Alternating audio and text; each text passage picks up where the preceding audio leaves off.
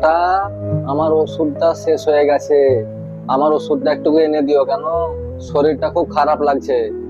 2-3 দিন আগেই ওষুধ শেষ হয়ে গেছে। তোমার কত ওষুধ লাগে গো? এই তো কদিন আগে এনে দিলাম। কত ওষুধ দিতে পারবো না।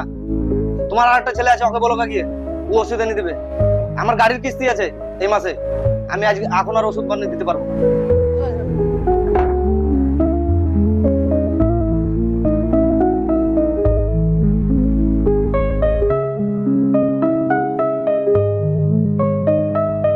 আমার ওষুধ তো শেষ হয়ে গেছে, একটু এনে দিতে পারবে? ওষুধ পয়সা করি নাই গো, এখন সব শেষ হয়ে যাচ্ছে। বড় হয়ে গিয়ে যাবো না। তোর বড় ভাইকে বললাম, ওর গাড়ির কিস্তি আছে বলেছে, এখন দিতে পারবে না, তাই তোর কাছে এলাম। ও, এখন অসুবিধা খুব গো। তো তোমার যে ভাতার টাকা ছিল, ও কি হলো? ওই টাকা থেকে কিনে লিও। 7-8 টাকা তো তোমাদেরকে তুলে দিয়েছিলাম, টিউশনের টাকা দিতে হবে বললে, দিয়ে তুলে দিলাম, আর টাকা নাই। আচ্ছা ঠিক আছে, এখন যাও তুমি, 2-5 দিন পর দেখছি। মুরব্বী আমার আসছে, কিছু বলবে?